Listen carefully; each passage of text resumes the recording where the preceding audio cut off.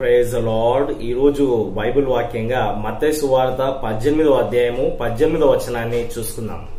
భూమి మీద మీరు వేటిని బంధింతురో అవి పరలోకమందును బంధింపబడును, భూమి మీద మీరు వేటిని విప్పుదురో అవి పరలోకమందును విప్పబడునని మీతో నిశ్చయంగా చెప్పుచున్నాను.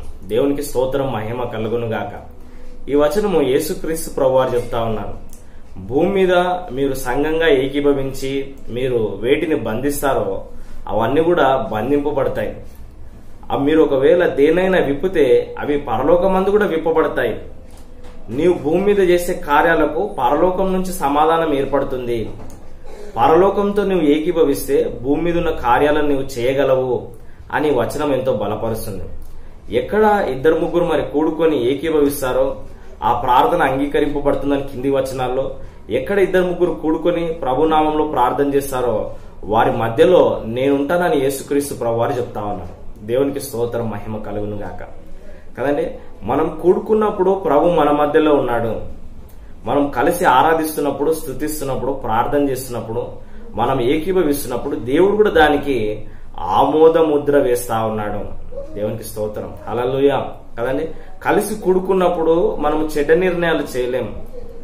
ఒంటరిగా ఉన్నప్పుడు మన సొంత నిర్ణయాలు స్వార్థపూరితమై ఉండొచ్చేమో గాని కలిసి కూడుకున్నప్పుడు మనం సమిష్టిగా ఆలోచిస్తాము, దేవుని వాక్యానుసారంగా ఆలోచిస్తాం. కాబట్టి అందరూ ఏకీభవించింది దేవుడు కూడా అంగీకరించి దాన్ని మనకు అనుగ్రహిస్తారు. కొన్ని సంఘాల్లో ఏం చేస్తారంటే అండి, వాళ్ళు కలిసి ప్రార్థన చేస్తారు, ఒకరి కోసం ఒకరు ప్రార్థన చేస్తారు, వారికి ఉన్న సమస్యలు ఒకరితో ఒకరు పంచుకొని ప్రార్థన చేస్తారు. ఆ విధంగా సమస్యలకు జవాబు పొందుకోవడం కూడా చూస్తా ఉన్నాం. ఇది సంఘం యొక్క శక్తి. ఏమండి, సంఘంకున్న పవర్.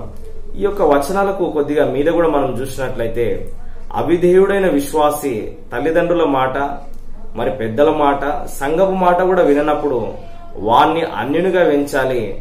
అలాంటి సందర్భంలో రాయబడ్డ మాటనే ఇది. దీనికి కింద వచనాల్లో పేతురు అంటాడు, ప్రభా, మరి నా సహోదరుని తప్పిదం చేసి నేను ఎన్ని మార్లు క్షమించాలి అన్న సందర్భానికి మధ్యలో ఈ వచనం ఉంది. అంటే సంఘము తీర్పు తీర్చేదిగా ఉన్నది, సంఘము న్యాయస్థాపం చేసేదిగా ఉన్నది. దేవుని బిడ్డలుగా నీవు క్షమించే వ్యక్తిగా ఉండాలి. అదేవిధంగా ఇది తప్పు, ఇది ఒప్పు అని చెప్పే అధికారం కూడా దేవుని సంఘానికి ఉన్నది, దేవుని బిడ్డలకు ఉన్నది. ఆమేన్. చిన్న ప్రార్థన.